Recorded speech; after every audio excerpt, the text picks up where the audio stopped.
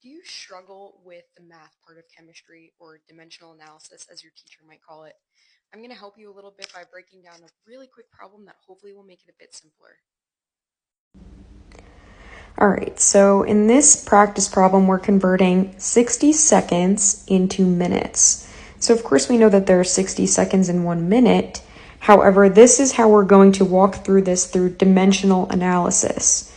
So we're going to start with what the problem provides us, which is that 60 seconds. And then we're going to try and eliminate the seconds by alternating on the top and bottom of that numerator and denominator to give us minutes as a result. So as you can see here, seconds are on the bottom and seconds are on the top in the left-hand side, meaning they'll cancel once we end up solving out this problem. Because what we want to happen is for the units of seconds to go away completely and leave us with just minutes. So we multiply across the top, which is 60 times 1, and across the bottom, which is also 60, giving us 1 minute as our answer. So what about kilograms to milligrams? So this is a little bit more of a complicated problem because now we're looking at different prefixes and not just seconds and minutes. So kilo is 10 to the third and milli is 10 to the negative third, mainly denoted with a small lowercase m.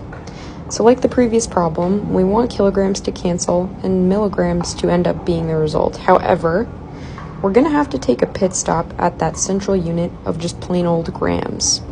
And then we cancel grams in order to end up with milligrams, which is the goal unit in this problem.